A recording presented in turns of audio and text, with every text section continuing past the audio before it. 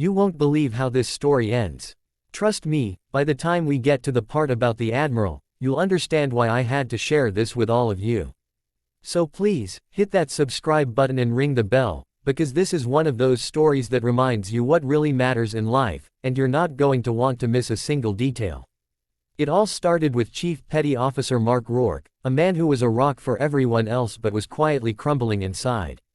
At work, aboard the formidable USS Vigilant, he was the picture of competence and calm, the kind of senior NCO who could troubleshoot a complex radar system with one hand and de-escalate a heated argument between two sailors with the other. But at home, in a small, perpetually messy house just off base, he was just Dad, and it was a role he felt he was failing. His wife, Sarah, had passed away from a swift and brutal cancer 2 years prior, leaving him with their now 7-year-old daughter, Lily. Lily was his entire world, a little girl with her mother's wide, curious eyes, but those eyes had lost some of their sparkle, and Mark felt a crushing responsibility to somehow get it back. His unit, the tight-knit group of sailors in his division, saw the change in him. The laughter that used to boom through the corridors was now just a polite smile.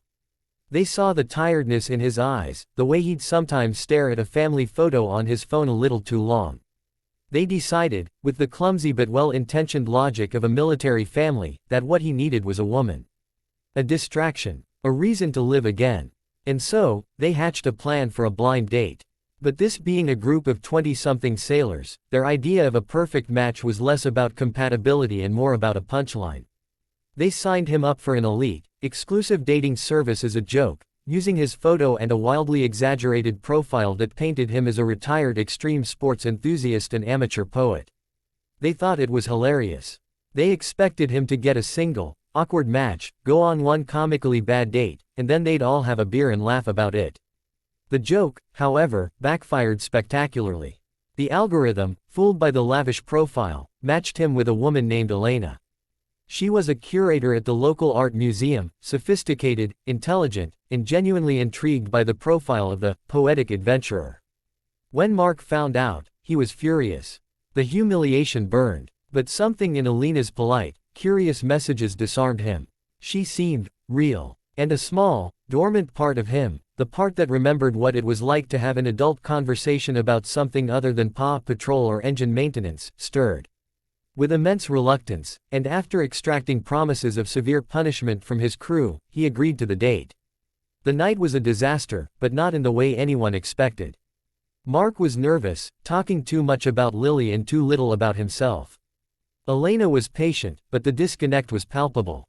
The poetic adventurer was clearly a fiction, and the reality was a tired, grieving man who felt out of place in a nice restaurant. Meanwhile, back at Mark's house, his best friend, Petty Officer Lopez, was babysitting Lily. Lily, feeling a strange anxiety about her dad being out with a stranger, had a meltdown. Lopez, in a panic, called Mark. Mark, his heart seizing with a familiar cocktail of guilt and fear, had to cut the date short. He apologized profusely to a understandably confused Elena and rushed home, the sounds of his crew's failed joke ringing in his ears. He felt like a fool on every possible level. The next Monday aboard the ship was brutal. The whispers and suppressed giggles followed him everywhere.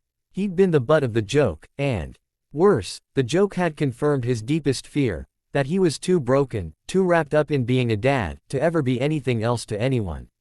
The climax of his humiliation came during a routine unit inspection. The inspecting officer was none other than Rear Admiral James Thorne, a legendary figure in the Navy, a man with a face like weathered stone and a reputation for being as tough as they come. The crew stood at rigid attention as the Admiral moved down the line, his eyes missing nothing. He stopped in front of Mark. Chief Rourke, the Admiral's voice was a low rumble.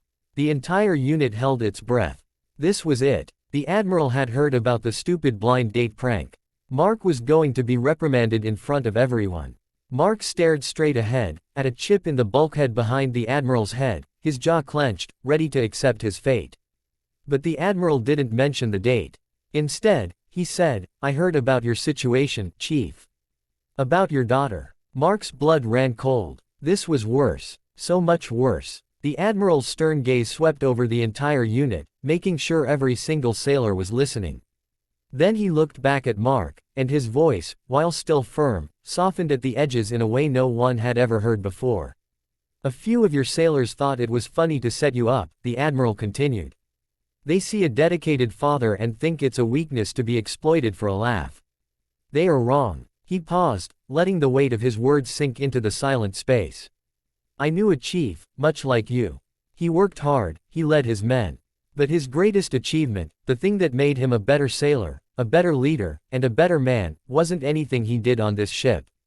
It was the way he raised his daughter after his wife passed. He never missed a school play. He helped with homework every night. He was there. The admiral's eyes grew distant for a moment. That chief was my brother. And that daughter is my niece. She's a surgeon now. She saves lives. And she does it because her father, a Navy chief, showed her what true strength and sacrifice look like. He showed her that showing up, day after day, even when your heart is broken, is the bravest battle you'll ever fight. He leaned forward slightly, his voice dropping, yet echoing in the profound silence. So, you see, Chief Rourke, what these boys meant as a joke, I see as a badge of honor. The fact that you left a date to go home to your crying child doesn't make you a failure of a man. It makes you the finest one in this room. Never, ever be ashamed of the father you are. That is your real duty station. This ship, he gestured around him, this is just your day job. A single tear escaped Mark's eye and traced a path down his cheek, followed by another. He didn't try to wipe them away. He just stood there, finally seen, finally understood. Across from him, he saw Lopez and the others who had set him up, their heads bowed, their faces etched with shame and a new, dawning respect. The story doesn't end with a magical fix. But it ends with a new beginning. The crew, chastened and inspired by the admiral's words, rallied around Mark not as a target for jokes, but as a brother. They organized a rotating babysitting schedule. They helped him paint Lily's room. They became the village he so desperately needed. And Mark, freed from the weight of that shame, found a new confidence. He even called Elena back and, this time, with utter honesty, explained everything. He told her about Sarah, about Lily, about the prank, and about the admiral. To his astonishment, she agreed to a second date. A real one, for coffee, no pretenses. This, right here, is why I had to tell you this story. In a world that often celebrates the wrong things, it's a powerful reminder. That true strength isn't about being invincible, it's about being present. It's about showing up for the people who need you, even when you're tired, even when you're broken. Mark's story teaches us that our greatest battles are often fought in the quiet of our own homes, and that love, in its most practical and selfless form, is the most powerful force in the world. If this story moved you, if it reminded you of someone in your life, or if it just gave you a little bit of hope, then do me a favor. Share this video with someone who needs to hear it. And subscribe to the channel, because we're dedicated to bringing you more real, powerful stories just like this one.